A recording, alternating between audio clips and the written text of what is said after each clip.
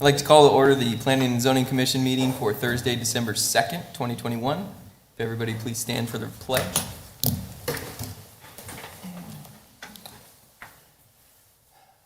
I pledge allegiance to the flag of the United States of America and to the republic for which it stands, one nation, under God, indivisible, with liberty and justice for all.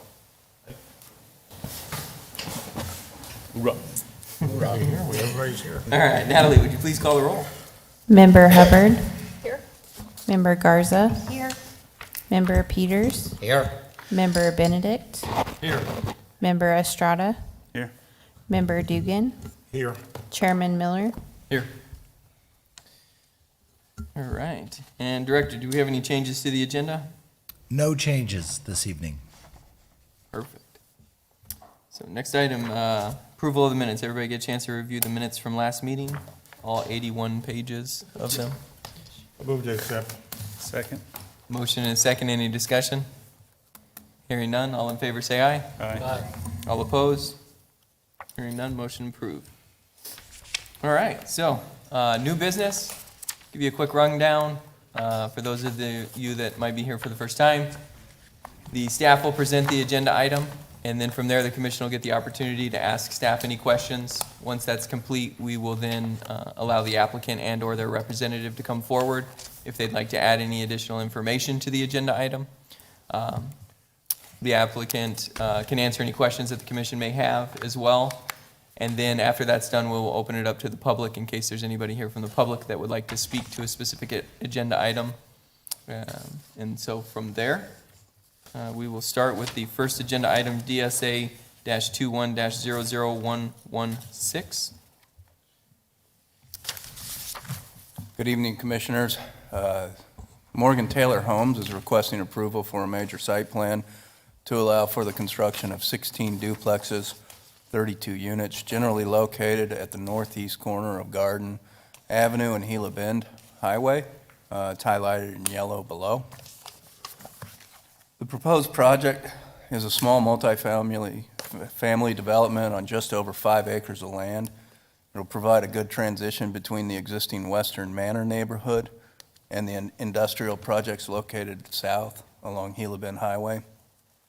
The site is zoned as a PAD and has been zoned for this type of use since 2006.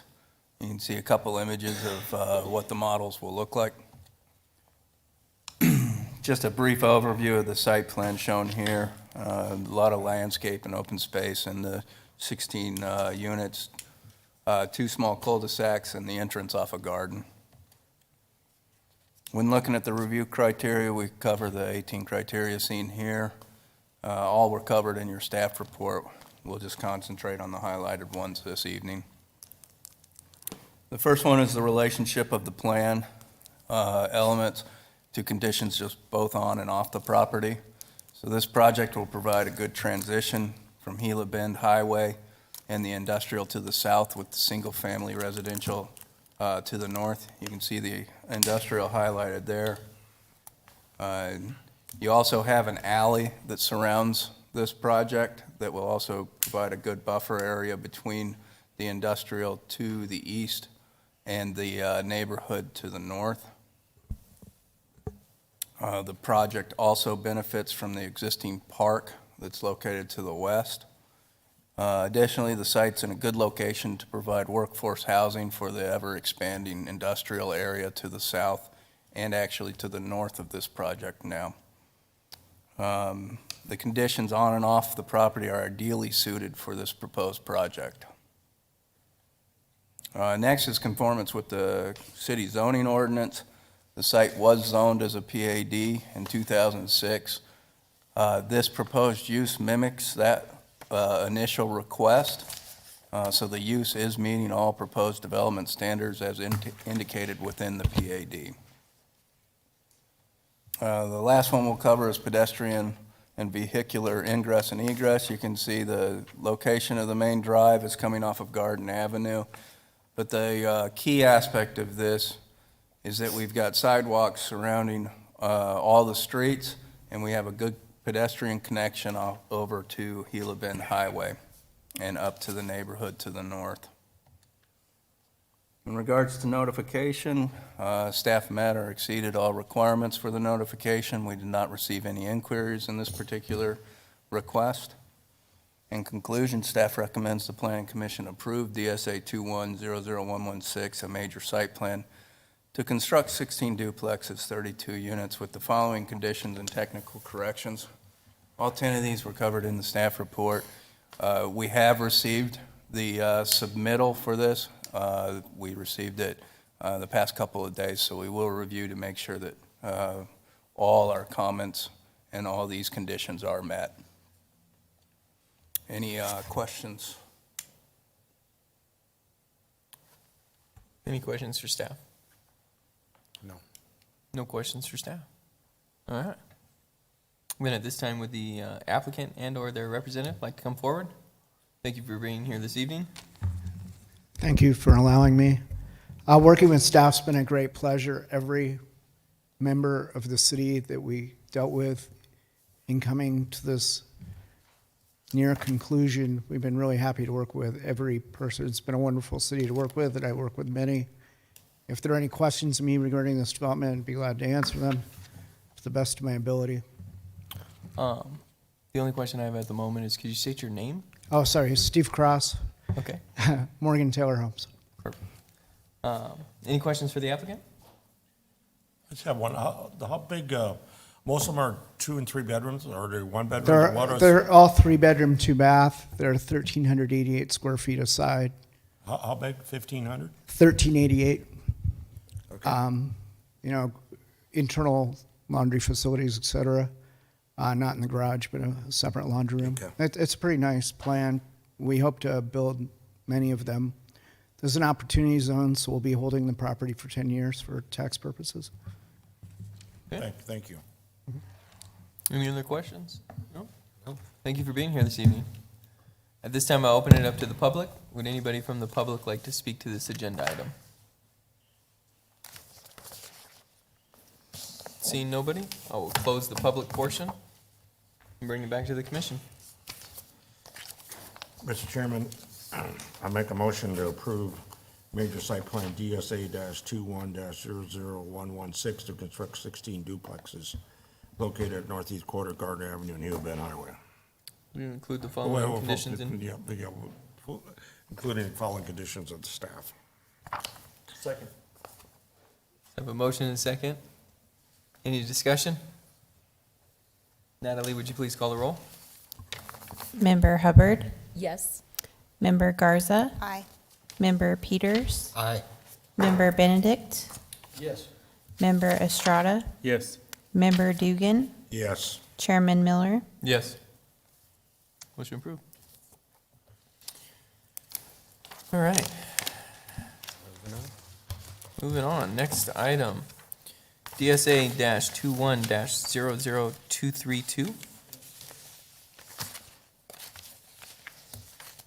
Ms. Magna Wheeler. Good evening, members of the commission, Chairman Miller. The next item on the agenda is a housing product, DSA 21-00232 for Commonwood Ranch Parcel H. So the approval for the 45 vacant lots within the 105 lot Cottonwood Ranch Parcel H. And here's a more detailed version of which lots are going to be filled. They are 55 feet wide, 130 feet deep, and consists of 4 floor plans, each with 3 elevations that range in size from 1,597 square feet to 2,046 square feet. And also, these proposed plans were previously approved for Cottonwood Ranch Parcel F. These four plans to the left right here you see, with 3 elevations, the Colonial Ranch and Sonoma. There are 18 color schemes provided, and all plans are single-story. There are also front yard landscaping packages. And all these home plans are compatible with the setbacks and development standards found within the Cottonwood Ranch PAD. And here are all 18 color schemes. And then 2 of the landscape packages just for show. Now to the housing product review criteria for elevations and roofs. these have been met by the applicant. The second part, the design standards also list 6 additional architecture requirements with which the applicant is required to comply with at least 4 of the 6, and the applicant has met all of these.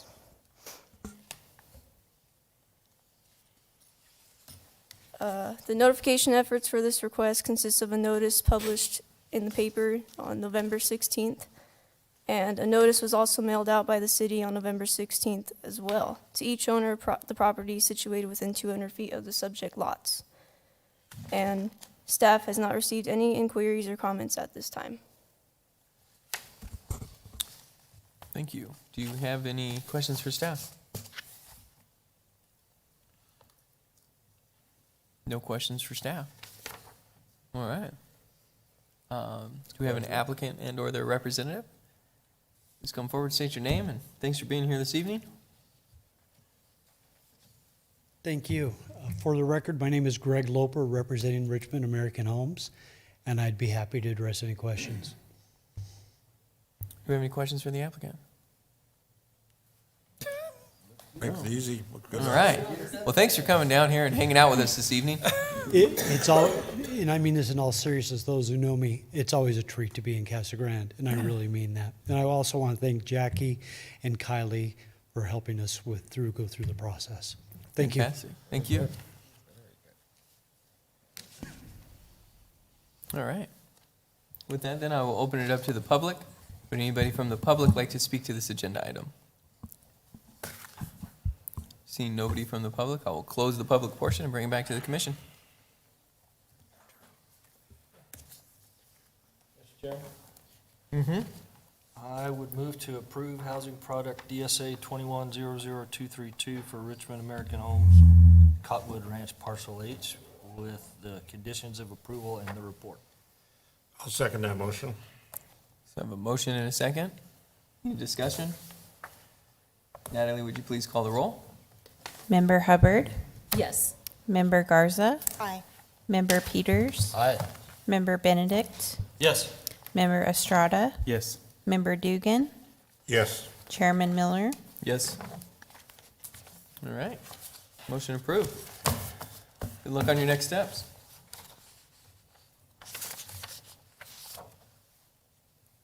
Too many papers here. Always good to see you. Yeah.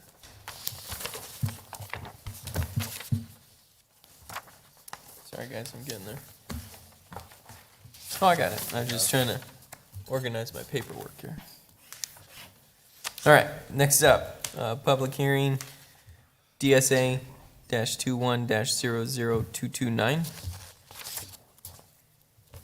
The next item I have is a conditional use permit for a detached accessory structure. This request is by Robert and Deborah Anderson of 302 North Colorado Street, wanting to construct a 1,200 square foot detached accessory structure. This property is zoned urban ranch, and any structures larger than 675 square feet require an approval of a conditional use permit. And this accessory structure is specifically a metal storage building, which is 30 foot by 40 foot. And then here is also the approximate location of where this storage building would be. Now for the conditional use permit review criteria, all of this criteria has been evaluated and covered within the staff report, and staff finds all have been met, subject to the special conditions outlined within the report. As for the public hearing notification efforts, a notice was published in the dispatch on November 13th, and a notice was mailed by the city on November 17th to each owner of the property situated within 300 feet. A sign was also posted by the applicant on November 17th on the subject site, and there have been no comments or inquiries at this time.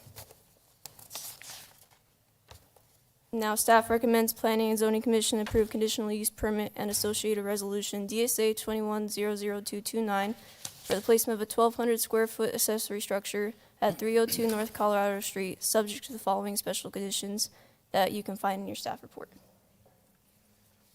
Thank you. Do we have any questions for staff? Oh, please. Which- Do you have an idea about the color or the roofing materials? No, I do not. I just know it's a A metal. metal building. Yeah, Metal. Metal. metal. Any other questions? Mr. Starts Chair, to snowball. All right, we got one question, now we got two. I started it, You right? started. this isn't necessarily a question about the structure itself. I'm just curious about how the property gets access today. You can't see it, but there's a faint access off of Colorado along that U-shaped driveway, right there on the north. Is All it right. the dirt Yeah, area? see that dirt? It's like a dirt road that leads back to it. Got it, okay. Good That was question. it? Any other questions? Sorry, I stole staff's thunder on that one. Could have answered. All right. This time then I will invite the applicant and/or if they're here to please join us. Welcome to add anything. Thank you for being here this evening. Yeah, I'm Robert Anderson. I'm the owner of the property. That he's talking about the color. It's be silver, metal building, Okay, what it is. that answers your question. Yes, thank you. Perfect. All right. Awesome. Well, thank you for being here this evening. Any other questions for the applicant? No? Great. Good. The less the better, right? All right. So then at this time, I'll open it up to the public. Would anybody from the public like to come and speak to this agenda item? Seeing nobody, I will close the public portion, bring it back to the commission. Mr. Chairman, I move to approve DSA-21-00229, replacement of 1,200 square foot structure with the conditions from the staff. Second.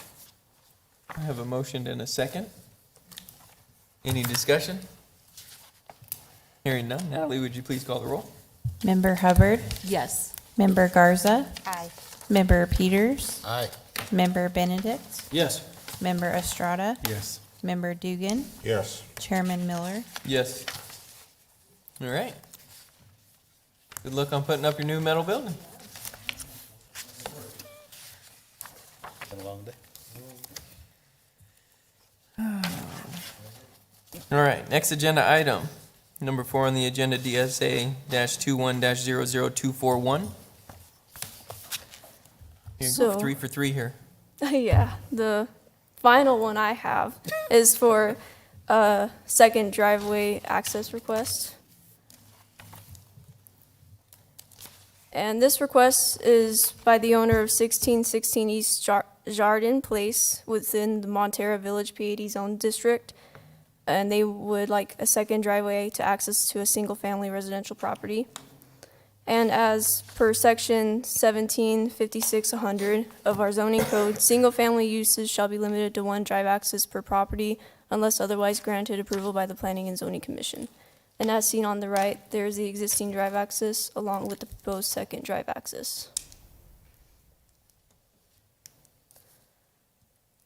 The reason why we look at these requests for driveways is because of certain code criteria such as there can be no more than 50% of required front yard. That can be parking area.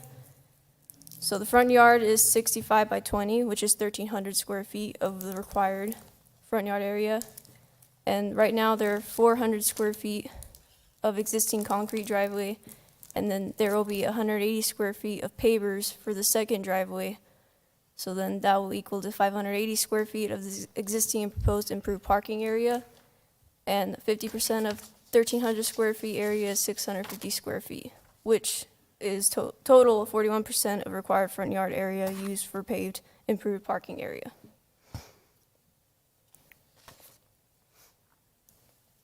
So the evaluation of the request, number one, this reduces on-street parking because the site is a larger lot and it allows for one on-street parking between the second driveway and the existing driveway.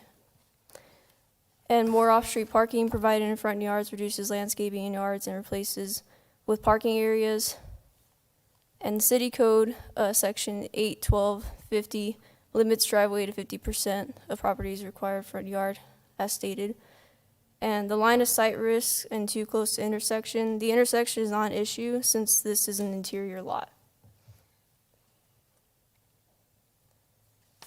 Now, staff recommends that Planning and Zoning Commission approve the second drive access, DSA 21-00241, at 1616 East Jardin Place, subject to the following conditions, which can be provided in your staff report. Although the first one was just added to your report, which is the right-of-way work permit to be submitted, approved, and performed to construct a driveway pan in lieu of the vertical curb prior to the acceptance of this second driveway. And I'm happy to answer any of your questions. Any questions for staff? Only one, there's no HOA here involved, so they didn't have to get approval from HOA. No. Okay. That was going to be my question too. So this, That becomes the HOA's problem, Sorry. Sorry. this neighborhood does have an HOA. Whether or not an HOA approval was required or not, we don't know. Maybe the applicant could address that if that was required of them, but we don't require any evidence of that. Okay. Becomes the HOA and the applicant. Okay. All right. Any other questions for staff? No? All right. Not now. Applicant and/or the representative want to come forward? Is the applicant here? They can't answer that question. Okay. I'll open it up to the public then. Anybody here from the public like to speak to this agenda item? I'll close the public portion and bring it back to the commission.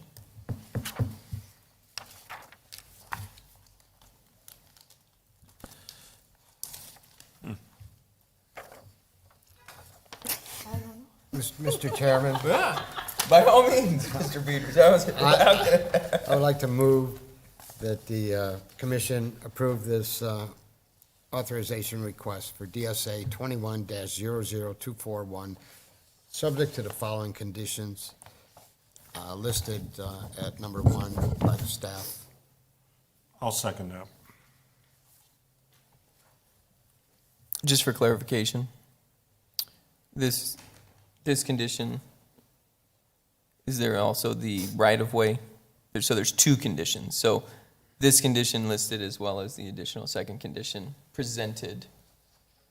Okay, Does that make sense? yep. Because we added one more that's not in our staff report. Okay. So I just want to make sure, was your motion including both conditions? Including 1 Okay. and 2. Was our second including both commissions? Yes. Both? All right, perfect. Any other discussion?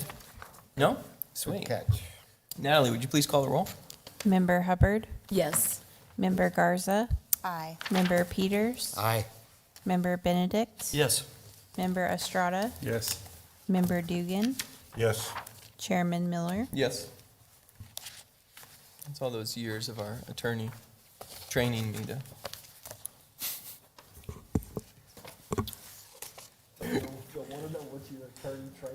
Oh, this one, the one here is always on, making sure we don't forget stuff. No, I didn't. That's okay.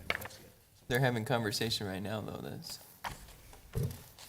definitely not pertaining to us. Something else wrong. I know, we did something wrong. All right, next up, agenda item number 5, DSA 21-00230. Mr. Gagliardi. Planning Commission. So this is a request for a rezone from Mission Ranch 2 Planned Area Development to R2. A little background about this. Mission Ranch 2 PAD is a 61-acre planned area development located just south of the Mission Ranch PAD. It's located on the east side of Peart Road, north of where Rodeo will be extended in the future. The area that is proposed for the zone change is just a 45.39 acre portion of that 61.28 acre area that is currently designated for a single-family residential area. It was it exists for the potential for 157 homes at 3.45 dwelling units per acre. So in the existing PAD, you can see on the top the proposed, or what was conceptualized for the lotting layout. What the R2 zone would allow would continue to be for single-family development, but the R2 zone allows for smaller lots, and so there would actually be an increase from 157 to up to about 204 lots. Why this request is coming in is because there, as you're probably familiar with, recently passed legislation that allows properties that already have certificates of assured water supply the ability to increase the number of certificates of assured water supply if it can be demonstrated that no additional groundwater is going to be used to serve that increase. So based on initial analysis, the developers indicated that they can increase their certificates by 53 homes to arrive at 210 single-family lots and use no additional groundwater.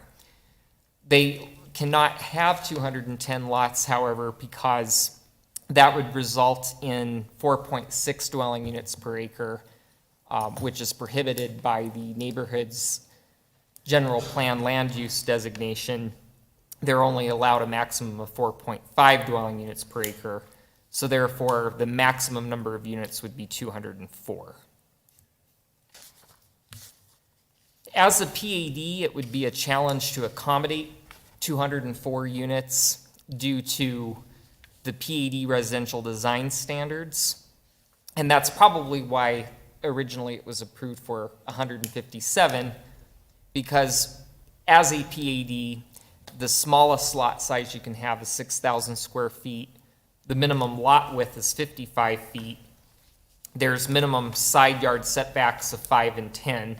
And then for any lot less than 7,000 square feet, you have to provide an equal number of lots, 8,000 square feet and larger. As a R2 zone, however, you get to have a minimum lot size of 5,000 square feet, and the minimum lot width is 45. And then there's reduced side setbacks of 5 feet and 5 feet. A preliminary plat has been submitted, but that is still under review. That will be coming in front of Planning Commission at a later meeting. It will evaluate for specifics such as ensuring that the development meets specific code requirements in terms of the maximum density, block length, open space, etc. And then ultimately on the final plat, the developer will have to demonstrate that the Arizona Department of Water Resources has indeed provided documentation allowing for that increase in certificates of assured water supply. So you've seen a number of these zone change requests from PAD to R2, but just to sort of emphasize this particular one, what is a good aspect of PADs is there are some quality design elements within PAD zones.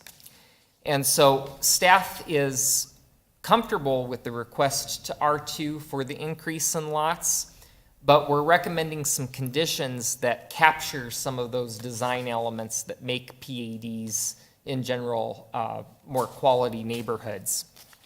So one of those conditions that we're recommending is that housing product would be required, which wouldn't ordinarily be a requirement of R2 zones. It would be of a PAD. So as a condition of record, we're making it more restrictive. However, the housing product can be administratively considered, so we don't have to have Kylie give a presentation on housing product in front of Planning Commission for this in a couple of months. And then we're also recommending that certain design standards shall still apply. We are recommending that the minimum amount of open space shall be 20%, that there be front yard landscaping that could be submitted with the housing product, and residential fence returns, perimeter walls, streetscapes, entrances, similar to what the PED design standards would ensure for. We're also recommending that an HOA or special maintenance district be provided or established prior to the recording of the final plat. Whether this be an HOA or a special maintenance district would be up to the discretion of the city. And no multifamily structures or multiple single-family dwellings on a singular lot would be allowed, because ordinarily in the R2, multifamily development would otherwise be allowed. And then also we are stating that the maximum density, in order to remain in compliance with the general plan, be no greater than 4.5 dwelling units per acre. And so therefore the maximum number of dwellings that would be permitted would be 204. When reviewing zone changes, they must be compliant with these three specific criteria, and they pertain to the general plan. And I'll just walk through this with you briefly. The staff report gets into the analysis in more detail. This area is within the neighborhood's land use designation, which does support the R2 zone, so long as the maximum density for a site this size is no greater than 4.5 dwelling units to the acre. And currently the density is 3.45, so it would increase by basically 1 dwelling unit per acre.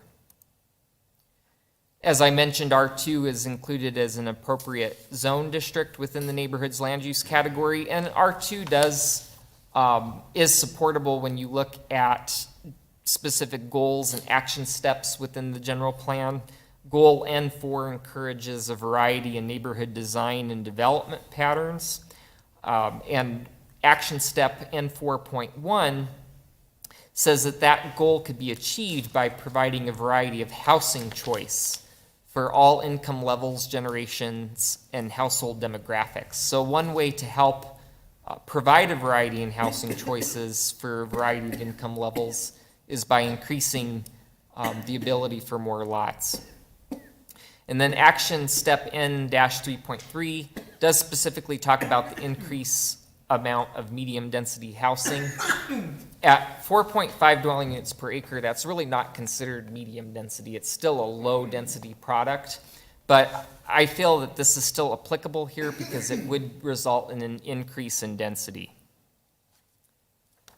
Also, there's an applicable element regarding increasing the range of housing choices and products available to all members of the Casa Grande community.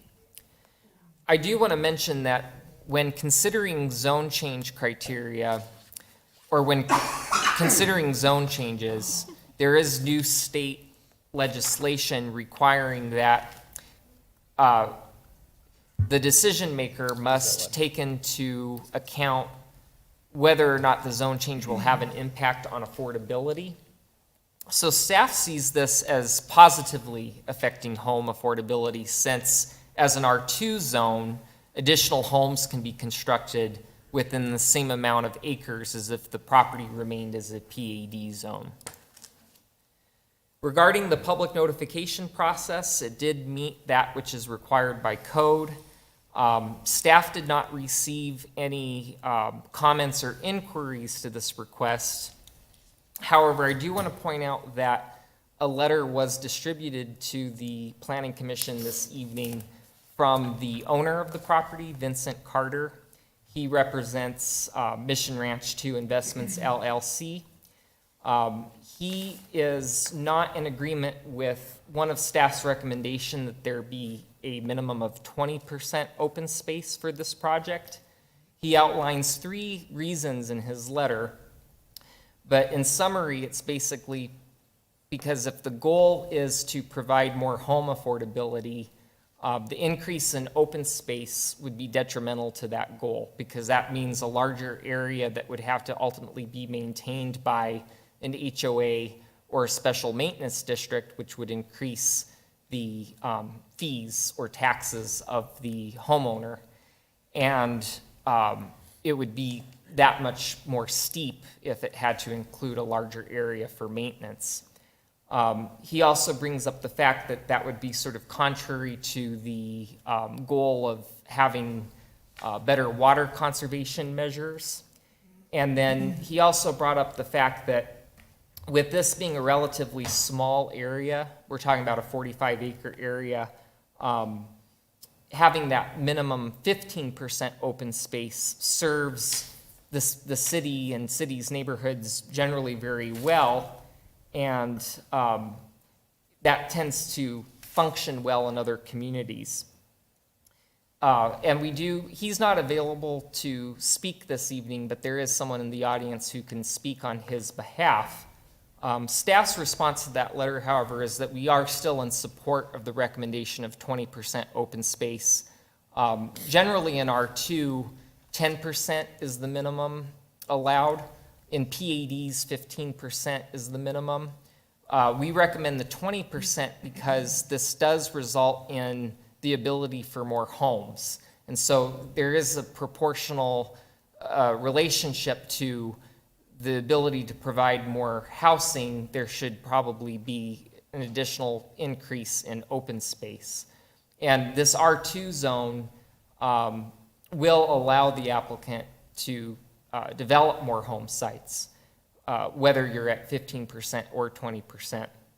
The current PAD as approved, if this zone change ultimately didn't get approved and it remained as it's currently zoned, it provides for about 17.5% open space. So what this zone change would effectively do, if it were to be maintained at 15%, is reduce the amount of open space in the area. So we definitely wouldn't want to see that, given that there's the ability for more home sites to be created. So regarding the next steps, City Council would hear this zone change on January 3rd if it does get forwarded to Council. And then Planning Commission would ultimately hear a preliminary plat at an upcoming scheduled meeting. Should the preliminary plat be approved, the next step would be for the applicant to submit site development permit plans, a final landscaping plan, public improvement permits for all the improvement upon public rights-of-way, and that would all be submitted at the time of the final plat, and then City Council would consider the final plat, at which time we would need to verify the ADWR Certificate of Assured Water Supply, and then housing product would ultimately need to be considered administratively. So staff does recommend that Planning Commission forward to City Council a recommendation to approve this zone change request from PAD to R2, subject to the conditions that have been presented in your staff report and in this presentation. And I'd be happy to answer any questions. Questions for staff? Can you go back to the conditions? Member Is Duke. this Yeah. all of them? Yes. Okay. Last month, we had a lot of R2 zoning changes. We recommended to go from 15% to 20%, which we voted unanimously on all four of those projects, to go to 15 to 20%, and that forwarded to the City Council. Did the City Council, did it go to the City Council yet? Is it at 20, did they agreed with us and move it from 15 to 20%? So, Commissioner Dugan, actually, those specific requests won't be heard by council until this coming Monday. So it remains to be seen how they're going to decide on that. Okay. And if we move this to 20%, they still can build the 204 houses, correct? It'll be less than that. So that is an unknown at this point. What we're recommending is that the maximum number of units would be 204, because that would comply with the maximum 4.5 dwelling units per acre. However, you do ask a good question with regard to if that's truly achievable. The preliminary plat would be the document that we would need to review to ensure that the adequate amount of open space is provided, whether it's 15% or 20%, whether the other aspects that we review for are met, and that's ultimately going to drive the total number of lots. We're just stipulating that it can't exceed 204.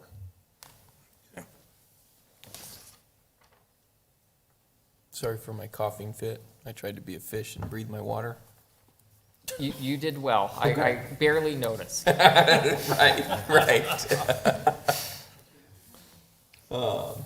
Any other questions for? Chairman, I have a question. Yeah. James, at the zoning stage, does the applicant provide a traffic impact analysis, or is that at the plating stage? Chairman Miller, Commissioner Garza, the traffic impact analysis is typically provided at the time of the preliminary plat. Okay, yeah, because I'm just curious as far as the improvements to rodeo and when those might occur. Just because there's one entrance into this subdivision of many, many lots, and for you to develop the furthest, you know, if I lived in the furthest southern easterly corner, to get to my home would be tricky. All right. So that is a good observation, and we will get more into that analysis at the time of the preliminary plat. However, I will say that one of our review comments associated with that pre-plat was to provide dedication for rodeo all the way to Pier. And they would have to do some degree of improvements that would be appropriate and proportional to the traffic that's going to be added to that right of way. Thank you. Yeah, and just a comment, I appreciate you listening to, you know, what we had to say at the last meeting, and it seems like staff really took to that and made the change here, so appreciative, yes. All right. Member Dugan, yeah. I got one last question. Yeah. On a corner of Pert and Rodeo, there's a storage unit complex. And every time it rains heavily. That's Treckle. That's Treckle and Rodeo. Treckle and Rodeo. Not That Pert thing and Rodeo. floods all the time. Is this in a flood area? There is a, south of there, I think, is where the flood is, the wash. Commissioner Dugan, this is not in a flood area. That area is located to the south of it. Okay. It's in the area known as the Mission Port Del Rio PAD. Okay. That area doesn't have certificates of assured water supply, so it's not clear when that area would develop, but when it went to develop, they'd have to take that into consideration. Okay. Any other questions for staff?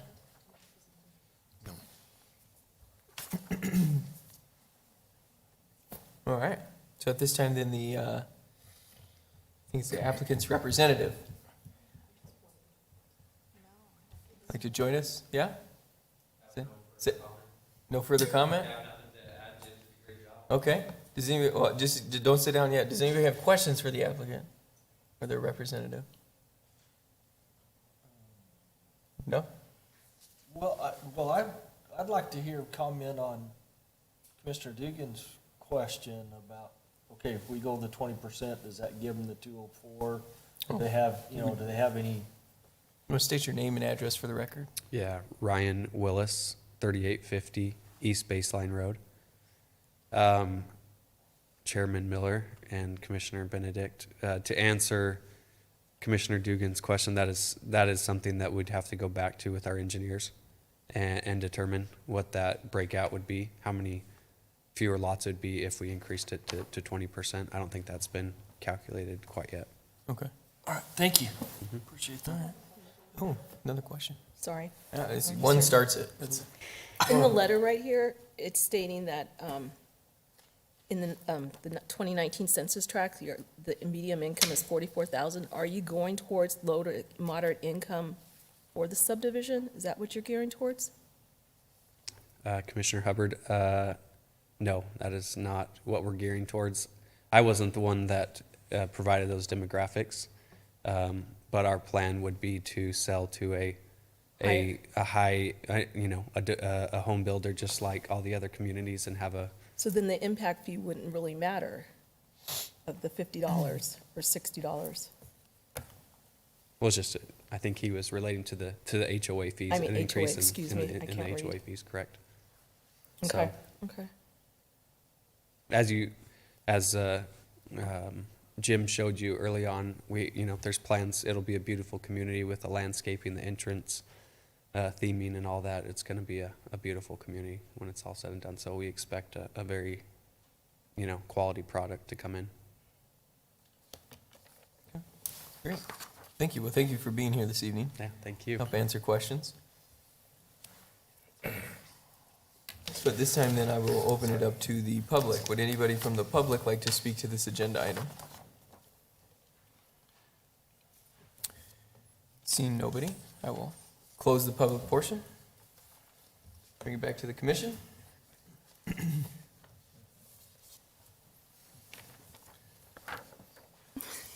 Mr. Chairman, no, want to make a motion? Go ahead. I made a motion. Go ahead, make a motion. Oh, no, I was waiting for you to do it. Okay.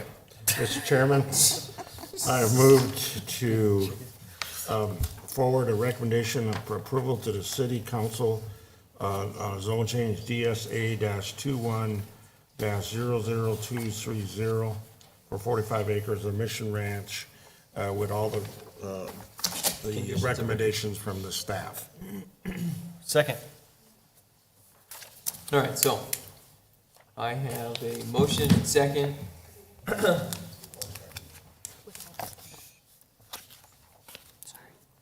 have a motion and second to forward a recommendation of approval on DSA 21-00230 with the listed conditions. Any discussion? Okay, hearing none, Natalie, would you please call the roll? Member Hubbard, Yes. Member Garza, Aye. Member Peters, Aye. Member Benedict, Aye. Member Estrada, Yes. Member Dugan, Yes. Chairman Miller. Yes.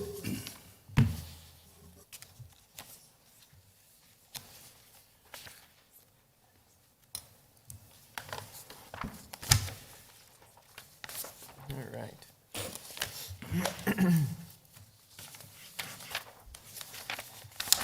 Agenda item number 6, DSA -21-00155. Ms. Sarnowski, making your evening debut here. Yes. Chairman Miller, members of the commission, next item on the agenda is for the Florence and Ash preliminary plat. A little background on this request. This is a preliminary plat proposing 112 lots on 26 acres. It's located at the northwest corner of Florence Street and Ash Avenue. The zone change to R2 was approved in March of this year by City Council from Industrial 1 to R2. And looking at the review criteria, here is some of the criteria that is outlined in your staff report. I will go over a couple of these. So with conformance to the zoning of R2, the minimum lot size is 5,000 square feet. The preliminary plat shows a layout ranging from 5,036 square feet to 9,153 square feet, with the average lot size being 5,316 feet. Open space requirement for the R2 zoning is 10%, and this preliminary plat shows a little over 28%. As part of the conditions of record for the zone change to R2, there were a requirement to have a minimum of 2 roadway connections to downtown. This is being complied with the top and bottom street connecting to the existing street, as well as Mercedes Avenue.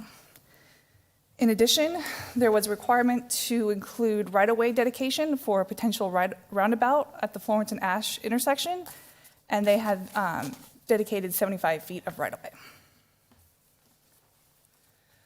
Regarding notification, this has met or exceeded the city's requirement based on city code, and to date, staff has not received any comments. Staff recommends that the Planning Commission approve DSA 21-0094, preliminary plat for 26 acres of land to create 112 single-family residential lots with the following technical corrections as outlined in your staff report, And the applicant has submitted this and is in review. Happy to answer any questions the commission may have. Excuse me. Any questions for staff? Member Benedict. Mr. Chairman, I just wanted to be sure that I'm clear on, so there's 3 exits out of this development, right? Correct. Okay, just want to be sure. Yes, there, it does connect to Ash Avenue on the south. The one on French, to Oh, yeah, sorry, French Street. to French Ash. Street off, yeah, because assuming a lot of employment will be that way, Correct. it would be a shame to have them drive all the way around. Looping through neighborhoods. Okay. Great foresight on your part. Nope. Any other questions for staff?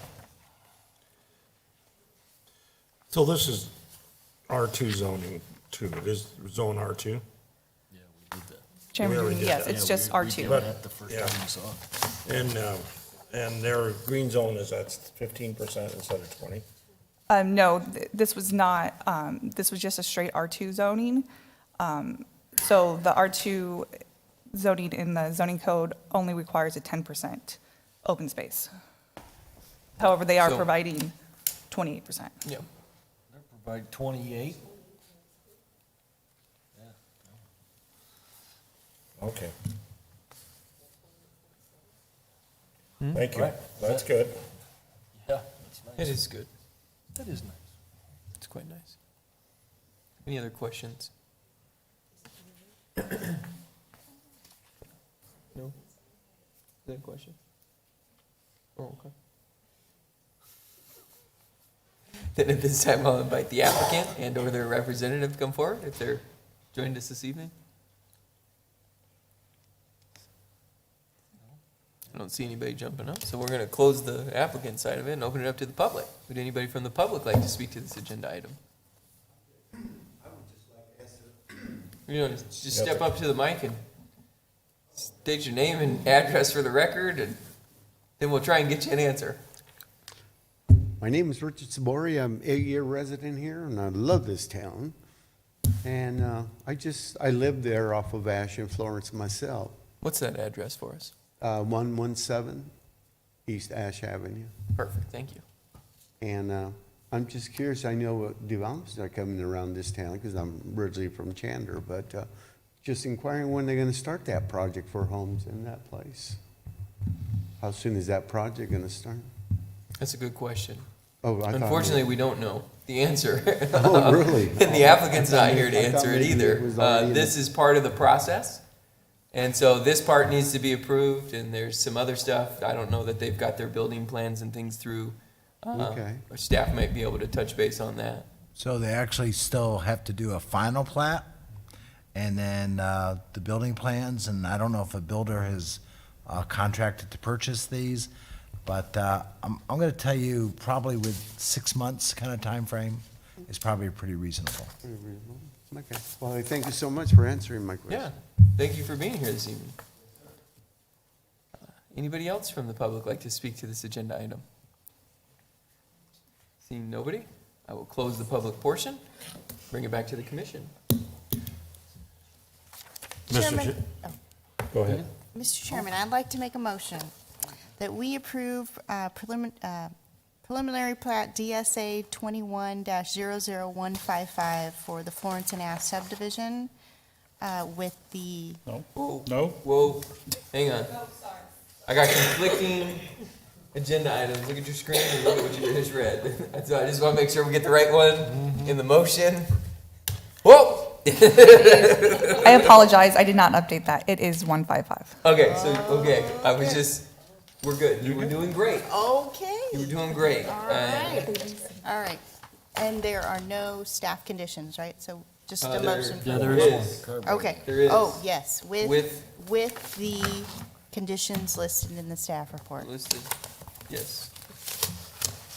Second. Second, have a motion and a second for approval with staff conditions on, yeah, we gave the right number. Okay, any other discussion? Natalie, would you please call the roll? Member Hubbard, Yes. Member Garza, Aye. Member Peters, Aye. Member Benedict, Yes. Member Estrada, Yes. Member Dugan, Yes. Chairman Miller. Yes. All right, motion approved. All right, so, next agenda item being presented by Director Tice in regards to discussion about creating a consent agenda for our meetings. So we're going to have a longer meeting in hopes to have a shorter meeting in the future. Thank you, Mr. Chair, members quite of the profound. commission. So, this evening's meeting's gone pretty smooth. It's not quite 7 o'clock. Your November meeting went to 9:30. And with the heavier workload, my crystal ball is that, your agendas are going to get a little long. And so in thinking about this, I've been trying to think of ways to make your meetings a little more productive and efficient and effective for you. So I want to just chat a little bit this evening about the potential of introducing the concept of a consent agenda on your planning commission agenda.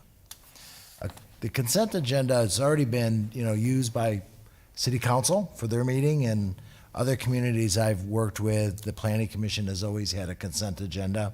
So I want to just walk you through a little bit about what a consent agenda might look like and what kind of items you might place on a consent agenda if you decide to utilize one. What you see here is this verbiage. I've taken what's typically on the city council agenda and for their consent agenda and modified it a little bit, but simply all items listed on the consent agenda are considered routine matters, will be enacted by one motion and one roll call vote of the commission, so one vote to adopt the whole consent agenda. There will be no separate discussion on these items unless a commission member, city staff, or a member of the public so request, in which event the item will be removed from the consent agenda and considered in its normal sequence. So, even if something, as we talk about this evening, and you think about if you want to pursue a consent agenda and what items you might want to be placed on it, once the meeting starts, any commission member can ask for an item to be pulled off the consent. Staff member can ask for it to be pulled off consent. The public can ask for it to be pulled off consent, and that's not debatable, just happens, automatic. Then we hear it in its normal course. We would continue to do public notification and process our consent items. We wouldn't even make really a determination if it's going to be consent until we've gone through the process of reviewing the application and gone through a public notification process. We do public notification process for every one of our applications, including mailing notices to surrounding property owners, publishing the ad and our agenda in the newspaper and online, and posting the site.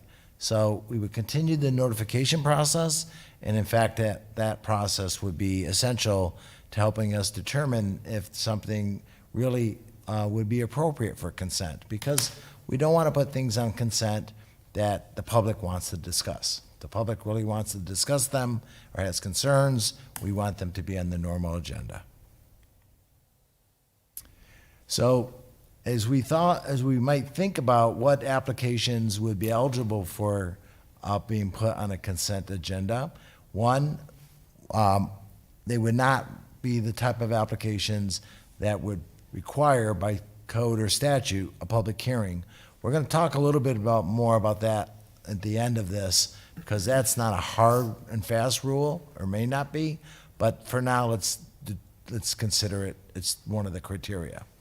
Second criteria is that there's no public opposition expressed. We just talked about that. And thirdly, it's that staff is recommending approval and the applicant concurs with staff's recommendation. So tonight, we had an item where staff was recommending approval. The applicant did not concur with that. That would not be a consent item. Did not concur with your recommendation. With the recommendation, yes. With Even staff's though they did recommendation. concur with the approval. Yes, but It's not not with as stated. With the condition, yes, Right, that's okay. exactly right. right? So, what kind of items might we consider putting on a consent agenda? So tonight, we had a housing product, perfect application for consent, right? We hear a lot of those, are really routine. We occasionally get some opposition to them, but not very often. And so I think that's a great potential for consent. Secondary driveway authorization, had another one of those tonight. That's a good potential candidate for consent agenda. Now we move into some bigger applications, major site plan. So I'm going to tell you that what the zoning code requires for major site plans is what I have on the screen. The Planning and Zoning Commission shall consider oral and written statements from the applicant, the public, city staff members, or its own members, may question the applicant, and approve, deny, or table the development proposal. That doesn't mean you have to have a public hearing. That means that if anyone really wants to discuss it, you have to allow the discussion to occur. So if no one wants to talk about a major site plan, then it could be on a consent agenda. So, your major site plans, they run the gamut in terms of the scope, from maybe a lucid development that's a 2 million square foot of building, to a car wash, to a Dutch Brothers building, a small building. So there's a wide range of developments that need major site plans. All of them could be put on consent if that was your desire. Or you could set, limitations on the types of major site plans that might be on consent. It could be the major amendments, it could be buildings up to a certain size. You have a lot of options as you think about whether or not major site plans would be put on consent. I will say, though, that, like, for example, if you decided to put all major site plans on consent, any commissioner could pull it off consent for a full hearing with no debate, again. So it would be your discretion at any point to pull an item off the consent agenda and convert it to a full hearing. So then we go to preliminary plats, and interestingly enough, preliminary plats also do not technically require a public hearing. They require that we do take several steps to involve the Planning Commission and provide the Planning Commission with information, including the first thing, which is to give you a staff report with written comments and recommendations and present that to you. The staff report, in fact, does that. To do public notice, which we said we would be doing. Interesting, the subdivider shall attend the commission, which didn't happen this evening for our preliminary plat. But they're actually required by code to be here. And then the commission, at the commission meeting, the subdivider and all interested in or affected parties shall be allowed to offer comments. Again, not a public hearing, but certainly allowed to discuss if they have a need to. So before we go into the discussion, I just want to provide one more piece of information. Mark Raffis, our assistant city attorney, was doing some research for us on other communities and how they handled the consent agenda. And he did come across the situation, I believe, with the town of Gilbert, who has a consent agenda for public hearing items as well. And how they handle that is they open the public hearing and essentially probably say, I haven't watched the video of it, but I assume they say items A through D are public hearing items. Is there anyone who wants to talk about items A through D? And if anyone wants to talk about item A, it comes off consent. If no one wants to talk about A through D, then they can get approved on the consent agenda at that time. Mark, did you want to add anything about that aspect of it? No, I just found that today, so I don't know exactly how they handle it, but I think that's probably right. I'm not sure that that's something we want to do here, but just to provide options, that's one of them, yeah. All right, so with that, I'm just going to hand it over to the chair and ask the commission to at the end of this, to, decide, we want to think about it some more, or give us staff some clear direction on whether or not you want us to go ahead and implement a consent agenda. All right. So what do you guys think? Member Benedict? Go ahead. Oh. Member Dugan then. Okay, so you're gonna get, the consent agenda comes to us about a week before the meeting, correct? Correct. Okay, and then if I call you and I said, hey, I want discussion on that, then you would pull that before the meeting? You would do it here. Right, that would be a policy, we probably would have it done at the meeting, yes. Okay, okay, and then, if we pull it off the consent agenda, is it discussed that meeting, or does the guy have to wait Yes. another 30 days? It's discussed right in that meeting. It's discussed in that meeting. But to that point, Commissioner Dugan, it probably would be helpful if a commissioner thinks that you're going to call something off consent, Let us know. give us a heads up so we can have our presentation ready to go. And so Okay. we're ready to provide you with a full presentation at the hearing. So we could spring it on them at any. Yeah, you could just show up, and they'd have no slideshow, and then we'd be like, guess what? We're pulling that. You have a consent agenda for the city council. In the history of them, they almost pull one or two things off every meeting? No. Now, a couple of things about city council. One, their agenda is getting longer too, right? Especially with the planning items that are going on it. But anyway, like for this coming Monday, I think there's, 10 items on the consent agenda, which is, it's almost as long as the regular agenda. And, occasionally something gets pulled off, but I'd say 75% of the time, nothing gets pulled off. Okay. Chairman, I think it's a good. What do you think? Yeah, I think it's a great idea. I think it's appropriate for the housing product and the driveways, but I'm not sure about site plans or plats, only because it's a value to see the discussion here and see what the members think as far as, moving things forward. So that's just my opinion, but. Member Benedict, you're thinking. What are you thinking? Yeah, it's kind of Thank scary. you. It's pretty scary what I'm thinking. Yeah, well, so the director's description of the major site plan and I guess maybe some of the criteria that might be considered, you talked about the size and to me that's big or small, the size in this one to me doesn't matter. Okay. To me, that there's so many things to consider on like a small one, like the coffee shop on the corner there, where coming into it is a nightmare, and getting that laid out to make it work, would be pretty rough.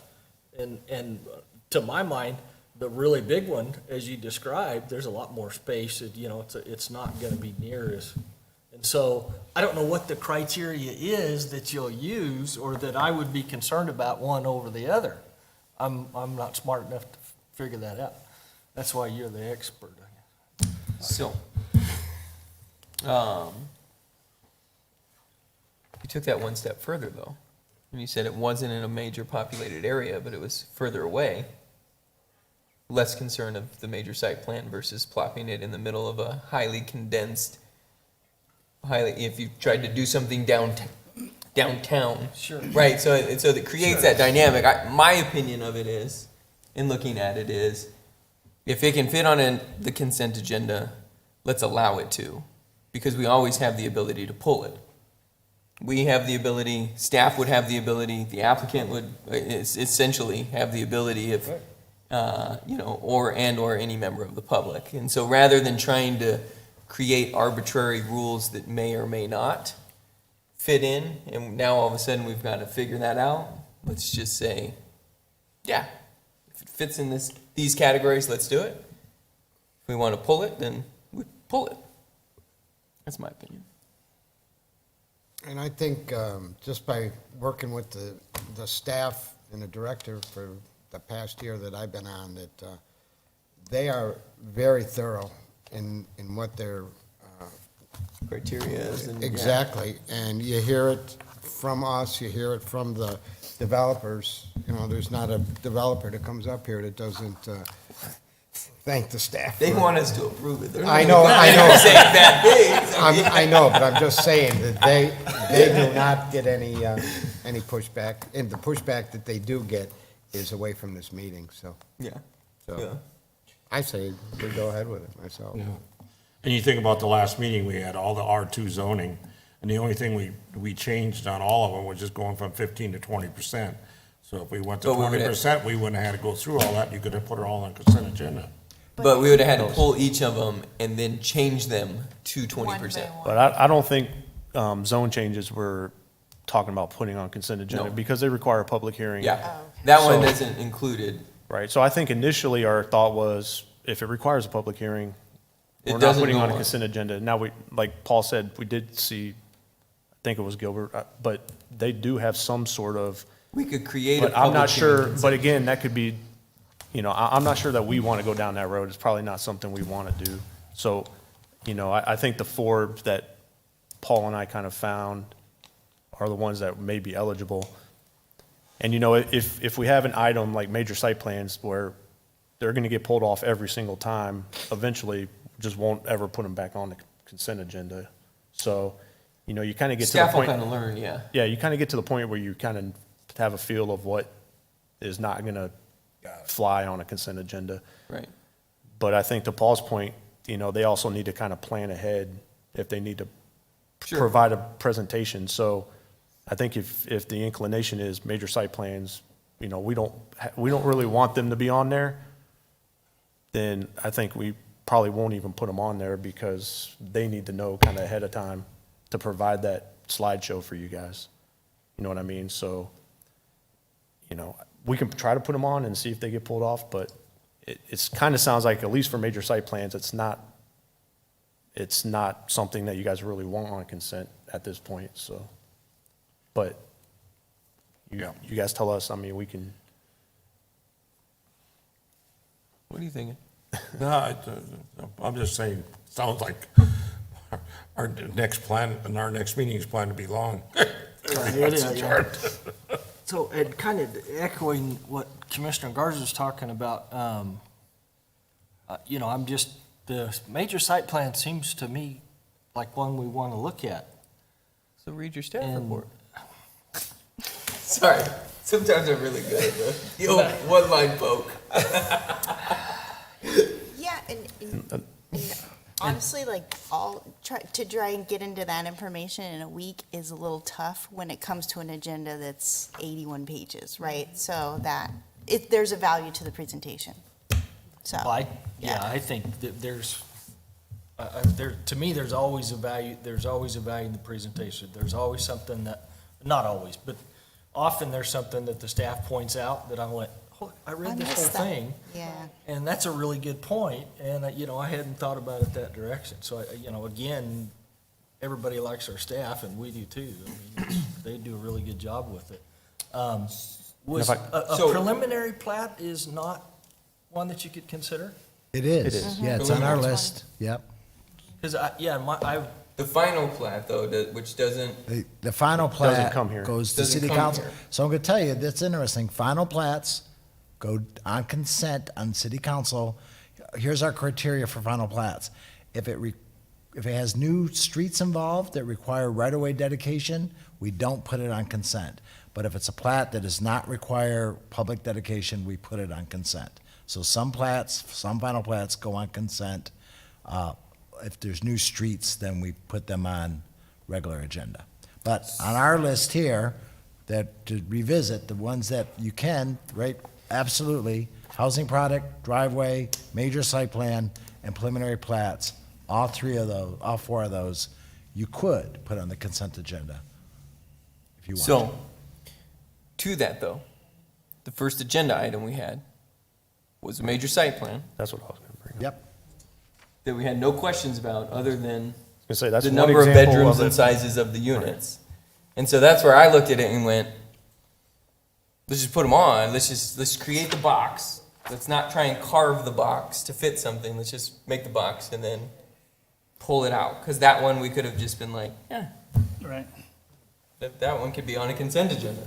You just want to dump more stuff on the consent agenda, that's what you're. Well, no, I think it's gonna be a little bit of a learning curve, but to streamline the process for us and the public, it makes sense. But, I mean, you're right, there's gonna be a learning curve all the way around with what we're gonna pull and everything that staff is gonna do. Right. so. I mean, you look at Whataburger, Aldi's, and that, and whatever the other single-family rental product over there by Walmart. Like those major site plans, those probably would have been pulled off. There's a lot going on there, right? There's a lot of moving parts. But then when you get some of these other ones that's, you know, manufacturing that has a metal building over in the industrial park that has one driveway, you go, well, do we need a full presentation on them? So that's where I just looked at it and said, why don't we just make the box? If we need to change the box later, let's change it later. I concur. And I think too, just, and Paul can correct me if I'm wrong here, but, you know, I'm sure at some point they'll be pretty good at determining which major site plans probably will fly on consent and which ones will definitely need to have a full hearing. Yeah. So like tonight, I'm sure the duplex one, you probably would say consent. Whereas, you know, the other ones that you're talking about definitely would not have been. So, you know, I think, you know, giving them that kind of flexibility too. And of course, if he starts putting some on the consent that always get pulled off, then we'll know. Right. If every major site plan ends up getting pulled off, then we'll just stop putting them on there, you know, I so. don't need you all going and pulling every one of them off just for the fun of it. We're gonna pull them on Wednesday nights. I'm just kidding. Pull them off Thursday at 4.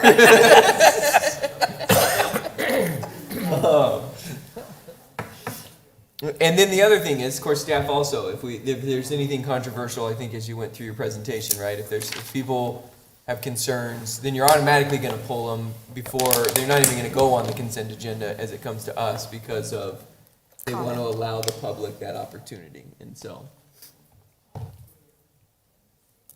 So is the decision, major site plans, If it doesn't need a public hearing, we're gonna put it on a consent agenda. even preliminary plats? Even. Put it on there. Okay. Preliminary and major. Preliminary plats and major site plans. You talking preliminary and final? Is that what you meant to say? Preliminary and final plats or major site plans? Major site plans and preliminary. Yes. plats. If you want, if that's the decision, we can do that. I think Mr. Chairman, I think the reason that they are on a council's consent agenda is because they know they have a committee that looks at them at our level. Just keep that in mind, I thought. No, they've overturned us before. Yeah. But there is some truth to that. So I think the only issue that I see, which I think you had brought up, would be that I don't like that if we don't ever get a presentation on a preliminary plat and we don't get to review the final plat before going on a council. I don't like that idea. Does that make sense? Like, Yeah, sure. that doesn't make sense to me because it feels like we missed something somewhere. I don't understand why we approve a preliminary, but then somebody else approves a final. We should just be approving the final and forwarding the recommendation. So Maybe skip the preliminary. That's a staff approval in my mind. The reason for that, just so you know, is that the final plat has to conform with the preliminary. They can't deviate. All the lots are the same. Gotcha. So they're just implementing, the final plat just implements your decision on the Gotcha. preliminary plat. Okay. And then the final plat, which has dedications, of public streets, has to be approved by council. Yeah, that makes sense. Okay, so that would, I guess, be the line carve that I could see or understand why we wouldn't have it on a consent agenda. The preliminary. The preliminary plats. And you would want to start this consent agenda next month? Or you wanted to do it, you would want to start this consent agenda next month, or you want a couple months? No, we're ready to go for January meeting. If you want to do it, we're ready to pull the trigger. Yeah. Be afraid, be very afraid. So, at that point, do you need an official vote from the committee, or do you just need consensus? All I'm looking for is a consensus. And frankly, look, if you say, Paul, let's go ahead and try it, and we'll put off for all 4 of these application types on consent, you can change your decision, right? I mean, this is not set in stone. You can say it's working, it's not working. we We can, like we it, can we don't like modify it. it. Yeah. Okay. We can constrict it or can expand it, potentially. And just to let everybody know too, this kind of came up towards the last minute over the last week, so we haven't done like a full code review of it, so assuming there's nothing that we have to do code revision wise, you know, we can start it next month. But, you know, Good point. that's a review that I'm gonna have to do here in the next week or two to make sure there's nothing that we have to do when it comes to changing any code provisions or anything. Sure. At quick glance, I don't think there is. The only thing that talks about consent agenda is in council's agenda, so, but I don't know if we have to do something to have them allow us to have consent agendas, so. Yeah, do we need That to would add be in the the only thing that code? would prevent us from starting next month, just to give Okay. everybody a heads up. Mr. Chairman, to the comment that was made about that hopefully the city council can are running those through their consent, and maybe, is it because they believe we have seen them? Yeah. And if that is the case, how would they feel if all of those steps were on the consent and we hadn't Right. reviewed it in a meeting? It would just be nice to know how the council So I can would address, feel I about can that. address that for you. So every item that you make a recommendation to council on is a public hearing item, and they do not go on consent.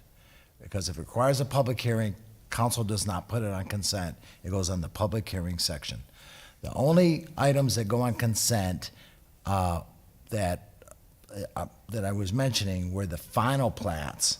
And the reason why maybe the final plat goes on consent is commission has seen the preliminary plat and approved it, right?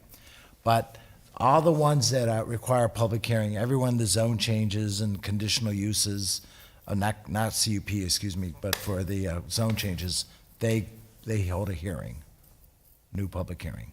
And they don't get everything because we approve Yep, like things CUPs. that don't go to them. Like CUPs and major Right. site plans, they And don't go. major site plans, and so, yeah, so I guess ultimately, yeah, it's just, that's why I agree with the preliminary plat deal, right? Like, that makes sense to me that, hey, we would need to review that and make sure that we put our eyes on it, that we asked any questions, that we had our ducks in a row, because that's gonna go on a consent agenda for council.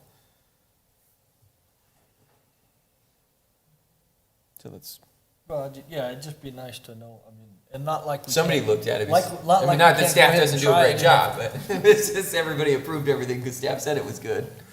Nobody. You know, it's not like we can't try it, and then Yeah. if council doesn't like it, they're not shy people, they'll tell us.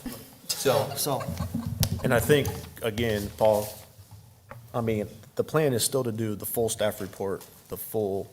Yes. Give them basically everything but a presentation. right, So in theory, even if like a preliminary plat is on the consent agenda, you guys have reviewed all the information that you're gonna get anyway. So if you have questions, you could pull it off at that point. But if you want us to just keep preliminary plats off, I mean, we can do that. That's easy, so. But just to let you know that even if you approve a consent agenda with preliminary plats, I mean, the assumption is that you You've guys have reviewed the looked staff at it, you report. reviewed it, Right. and you just don't have any questions or any issues with it. yeah, and the So catch it's is, not, if- it's if- not that you don't have any information, you still get the full staff report. so. And that's where I think I circle back to my original. If it doesn't need a public hearing, it goes on there. Just keep it very broad and black and white as possible to make it simple. Because if you get your staff report and you go, man, I have some questions about that preliminary plat, I'd like to pull it, then you just shoot your email to staff that says, hey, I'm gonna request to pull this item.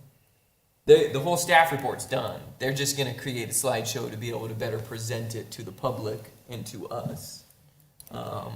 We just don't wanna, if there's, an exaggeration, 10 items on there, we don't wanna be pulling all 10, each of us send an email on one or two things on Wednesday that they gotta create 10 slideshows before Thursday night. That's not fair, kind of a deal. So it's really probably a matter of just making sure that we're timely in our review and communicating with staff. And staff probably just has to create at least a basic one just in case there's an off the wall. Like if somebody from the public shows up and says, They didn't send an email, there was no phone call, and they walk up and say, I want this one pulled. You gotta be prepared to present, so you gotta have something. You know, and so there is gonna be still a lot of work, I think, from staff, just hopefully lessened a little bit, and then kind of making the meetings go quicker. I'm definitely for, let's, you know, my consensus is for, try it. If it doesn't work, that's fine. And we don't need city council approval for this, correct? Well, We he's don't gonna, bel- we he's don't gonna believe review you. the code to make sure. The city attorney's gonna do that review for us, but we don't think so. Okay, but I'm Cool. for it. Let's give it a try. All right. So what I'm gonna do is I'm gonna put everything on consent that meets this criteria on the screen. Okay. Okay? Sounds good. Okay. Reports by the planning director. Keep going. Oh, call to the public. Wait, which one am I? I'm on call to the public. That's number F. Anybody from the public want to say anything? Nope. All right. I'm gonna close the public portion. Reports by the planning director. Okay, so let's see, we had a minor amendment to a major site plan, so again, those are just done administratively. For Wright Asphalt, they just modified the location of their modular office buildings and some parking. No Board of Adjustment decisions. City Council did consider 4 items that you forwarded to them, they're listed in your agenda. And let's see, got the re-subdivision plat.